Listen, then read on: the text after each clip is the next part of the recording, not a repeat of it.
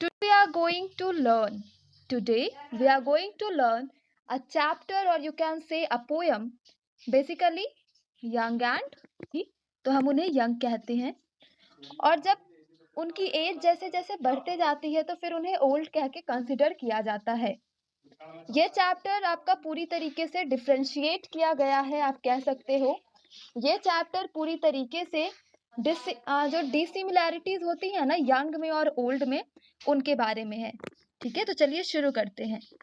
When all the world is young, laid, and all the trees are green, and every goose a swan, lad, and every lass a queen। मतलब सबसे पहले मैं आपको बता दूं, lead का मतलब होता है अ यंग मेल चाइल्ड। क्या होता है लेड का मतलब? A young male child. Swan का मतलब हंस, गूस का मतलब बत्तख, ओके। और लास हम कहते हैं लड़की को। ठीक है, तो चलिए शुरू करते हैं। जब ये पूरी दुनिया यंग होती है ना, when all the world is young and all the trees are green, और जब सारे ट्रीज ग्रीन है, इनका क्या मतलब है कि वो अभी यंग है। ओल्ड होते हैं तो वो ब्राउन हो जाते हैं ना, मतलब कि वो अभी यंग है। And every goose a swan lad, और जितने भी बत्तख है ना वो सब हंस की भांति हैं। और जितनी भी लड़कियां हैं वो अपने अपने जगहों पर एक रानी के प्रकार की हैं। क्या है वो? क्वीन के तरीके की हैं। Then hey for boot and horse lad and round the world away. Then hey for, hey पता है आप कहते हैं ना हाय, हाय हम कहते हैं ना एक दूसरे को, तो यहाँ पे हे का इस्तेमाल किया गया है हुर्रा बोलने के लिए।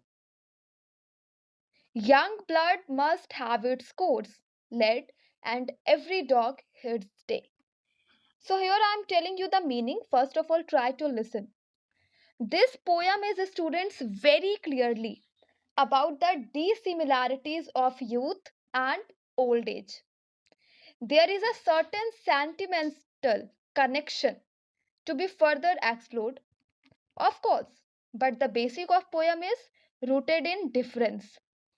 इसका मतलब ये है कि ये जो पोयम है ना, ये पूरी तरीके से आपको ये बताया जाएगा इसमें कि जब हम यंग होते हैं तो किस तरीके की हमारे पास अपॉर्चुनिटीज होती हैं, क्या क्या चीजें होती हैं, और जब वही लोग या वही चीजें जब ओल्ड हो जाती हैं, है ना, जब हमारे एज हो जाती है, पीपल हो या थिंग हो या कोई भी चीज जब वो पुरानी हो जाती है तो फिर उनमें क्या बदलाव आते हैं। यहाँ पे कुछ इमोशनल कनेक्शन भी है इस पोयम में, है ना, भावनात्मक कनेक्शन भी है, भावनात्मक जुड़ाव भी हो सकता है, आप महसूस करें।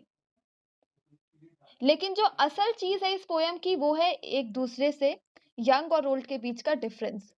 तो इस पोयम में बेसिकली आपको ये बताया गया, जो भी मैंने अभी 2 पैराग्राफ्स आपको बताए हैं, कि जब वर्ल्ड यंग होता है ना, जब उनकी एज कम होती है, तो उनमें एक पोटेंशियल होता है ना, उनमें स्टैमिना होता है, वो किसी भी काम को करने की शक्ति रखते हैं। Young blood must have its course, यानी कि जो यंग पीपल होते हैं ना, वो क्या अलाउ करते हैं पता है? वो किस चीज को आज्ञा देते हैं कि चीजें नेचुरली होती जाए, जो हो रहा है ना वो होता जाता है। कई बार हमने कई सारे ऐसे लोगों को देखा है या हम मिले हैं कि वो अपनी लाइफ में चीजों को ऐसे आगे बढ़ने देते हैं कि जो हो रहा है उसे होने दो, वो अच्छे के लिए ही है, वो हमारी बेहतरी के लिए है। और कई सारे लोगों को मैंने ऐसा भी देखा है जो कहते हैं कि जो हो रहा है मैं अपने हिसाब से, अपने दम पर उसे मैं चेंज कर सकता हूँ। अगर मेरे साथ कुछ बुरा हो रहा है तो मैं अपने पोटेंशियल से उसे अच्छे में डिफरेंस कर सकता हूँ। एक वक्त होता है जब पेड़ हरे होते हैं, वो ग्रीन होते हैं। एक वक्त होता है जबकि जो बॉयज होते हैं ना, द मेल चाइल्ड, उनमें एक पोटेंशियल होता है। एक वक्त होता है जबकि जो गर्ल्स होती हैं लेस, वो खुद को एक क्वीन समझती हैं, वो क्वीन के जैसी रहती हैं। Okay, in first stanza, that is in these, okay, here in these, focus now, we address youth. हम किसके बारे में यहाँ पे बात कर रहे हैं? यूथ के बारे में, जब हमारी एज कम होती है। A spray horse to carry along the boot, एक जो हॉर्स होता है ना, जिसकी एज कम हो, जो कि यंग हो, आप देखोगे कि उसका जो पोटेंशियल है, उसकी जो क्षमता है, वो एक बूढ़े हॉर्स से काफी हद तक अलग होती है। And the idea that every dog has his day, और हम क्या कहते हैं, हर डॉग का एक दिन होता है। सुना है आपने? मैंने तो कई बार सुना है। इसका मतलब होता है every one will get a chance and experience good luck at least once in one's life. इसका मतलब ये है कि हर किसी को, एवरीवन, जितने लोग हैं ना, हर किसी को एक न एक बार मौका जरूर मिलता है, या वो एक न एक बार महसूस जरूर करते हैं कि उन्हें उनकी जिंदगी में कुछ लक उनका काम कर रहा है, कुछ उनके साथ बेस्ट हो रहा है। ये कभी ना कभी उन्हें जरूर फील होता है। ओके, यही था मतलब every dog has his day का। ठीक है, आगे मैं आपको बताती हूँ। Paired alongside the comments of a young world and queenly laces. Comments of, देखो यहाँ पे, young world and queenly laces. जो लड़कियां होती हैं, मैंने बताया ना, वो एक रानी के जैसा फील करती हैं या रहती हैं। It provides us with a clear idea that the topic we brought is that of youth. इसने हमें क्या आइडिया दिया? यहाँ पे देखो, आपने यंग लैड पढ़ा, यहाँ पे लैस अ क्वीन पढ़ा, तो इससे हमें ये आइडिया हो रहा है ना कि ये यंग के बारे में है, ये यूथ के बारे में है। ये you can focus the lines here, young blood must have its course, lad, and every dog has his day. You know what? This line came across as a call to action. ये एक तरीके से किसी गतिविधि को लेकर के कहा जा रहा है। ये किस लिए कहा जा रहा है? किसी गतिविधि को लेकर। Demanding perhaps a busier, what is this? A busier and most productive youth. आप देखोगे ना कि जो लोग यूथ होते हैं, वो लोग बहुत ज्यादा बिजी रहते हैं। हमेशा कोई ना कोई काम उनके पास होता है और वक्त की कमी हो जाती है। मैं आपको खुद बताऊं, कभी कभी इतना वर्क होता है, कुछ स्कूल वर्क होता है, कुछ आपसे रिलेटेड वर्क होता है, कुछ like my own work sometimes, that I can't manage the time. मुझे ऐसा लगता है कि 24 आवर्स मेरे लिए बहुत कम है, काश ये आवर्स और होते। Most of the time if you focus, I sent your question and answer PDF in school group at night, most of the time, है ना? क्योंकि मुझे वही टाइम मिलता है जब मैं ये काम कर सकूं। Because in the mornings I am taking classes, there is some other works. So when I will do the other work? At my personal time. तो कई बार ऐसा होता है कि जो एक यूथ होते हैं ना, वो काफी बिजी होते हैं। कुछ यूथ ऐसे होते हैं जो प्रोडक्टिव होते हैं। ठीक है, one in which much is seen because in you every dog has his day. इसके साथ ही साथ कुछ यूथ जो होते हैं ना, उन पे ये लाइन बिल्कुल सही बैठती है, every dog has his day, that everyone will get a chance and experience good luck at least once in one's life. You know what, students? Additionally, अगर मैं इसमें कुछ ऐड करके आपको बताना चाहूँ, we are treated to a slew of natural scenery in the form of green trees, goose, geese, swans, and the horse etc.